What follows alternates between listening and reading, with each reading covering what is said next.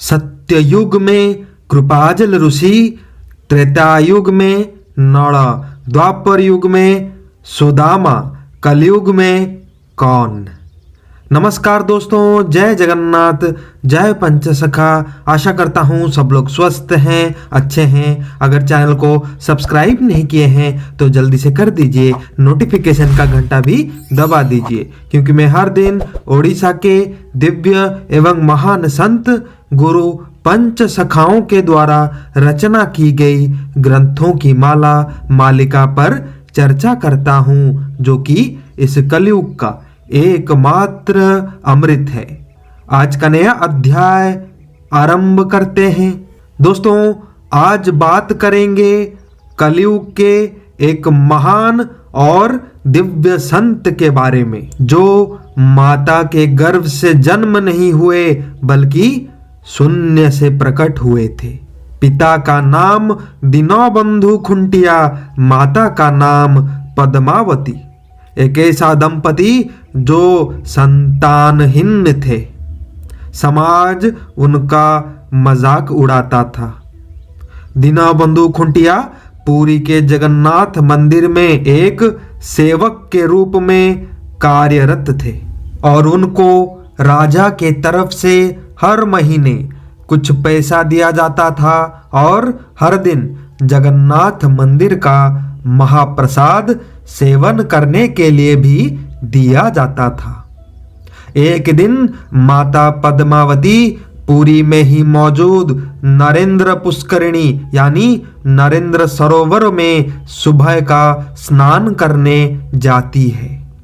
वहां पहले से मौजूद कुछ नारियां माता पद्मावती का मजाक उड़ाते हैं, कहते हैं कि आज का दिन तो अत्यंत अशुभ हो गया, क्योंकि हमने एक संतानहीन नारी को सुबह सुबह देख लिया। उन पापी नारियों का वाक्य सुनने के बाद माता पद्मावती दुख और कष्ट सह नहीं पाती और रोते रोते घर वापस आके सो जाती है। पिता दीनबंधु खुंटिया जगन्नाथ मंदिर से अपना सेवा कार्य शेष करने के बाद आनंद के भाव में महाप्रसाद लेके घर वापस आते हैं, लेकिन जब माता पद्मावती को रोते हुए देखते हैं उनका मन विचलित हो जाता है। नर्म आवाज में पूछते हैं, हे पद्मावती, आप रो क्यों रही हैं? किसने कुछ कहा क्या? ऐसा कौन सा दुख है जिसके वजह से आपके आंखों में आंसू बह रहे हैं?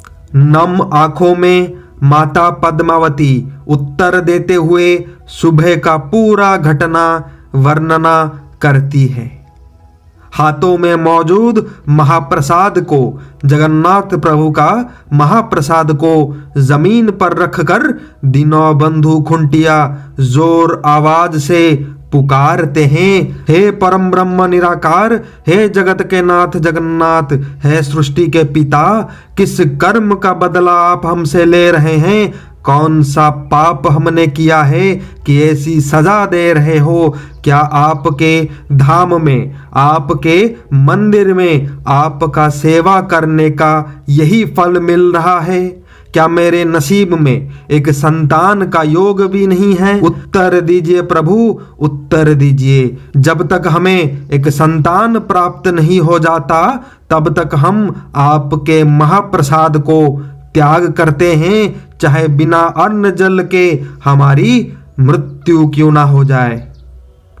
एक सरल भक्त का कष्ट देखकर प्रभु जगन्नाथ और सह नहीं पाते और दीनबंधु खुंटिया जी को सपने में आदेश देते हैं, हे मेरे प्रिय सेवक दीनबंधु, तुम्हारे सेवा से मैं प्रसन्न हुआ, तुम दुखी मत होना। कल सुबह मेरे पूजा के समय मंदिर में पहुंच जाना। सुबह उठकर दीनबंधु खुंटिया तुरंत भागते हैं जगन्नाथ मंदिर की तरफ। वहां जैसे ही पहुंचते हैं मंदिर के गर्भगृह से एक शून्यवाणी होती है। हे दीनबंधु, मंदिर में मौजूद गरुड़ स्तंभ के पीछे नजर डालो, तुम्हारा पुत्र वहां मौजूद है और ये कोई साधारण नहीं, एक दिव्य पुत्र है जो मेरे श्रीअंग से निकला है। दीनबंधु खुंटिया पागल की तरह अति आनंद में उस पुत्र को लेके वापस घर की तरफ भागते हैं। घर पहुंचकर उस दिव्य पुत्र को माता पद्मावती को सौंप देते हैं। अति सुंदर सूर्य के तेज समान उस दिव्य पुत्र को देखकर माता पद्मावती पूछती हैं कि ये किसका पुत्र है, कहां से मिला।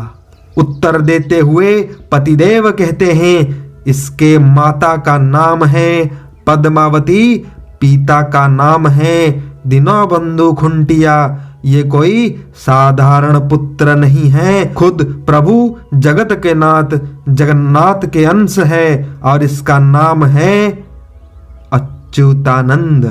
सतयुग में कृपाजल ऋषि, त्रेता में नळ, द्वापर में सुदामा, कलयुग में अच्युतानंद। वही अच्युतानंद जिन्होंने अपने साधना, तपस्या और भक्ति के बल पर कलयुग का श्रेष्ठ, कलयुग का भविष्य ग्रंथों की मालिका की रचना की। गुरु अच्युतानंद खाली कलयुग में नहीं, चारों युगों में मौजूद थे। इससे ही आप अंदाजा लगाइए कितने महान होंगे। आशा करता हूं मेरे वीडियोस आपको पसंद आती हैं। चैनल को सब्सक्राइब जरूर कीजिए, वीडियोस को लाइक कीजिए, शेयर कीजिए, कमेंट भी जरूर कीजिए। जय जगन्नाथ, जय पंचसखा, जय हिंद।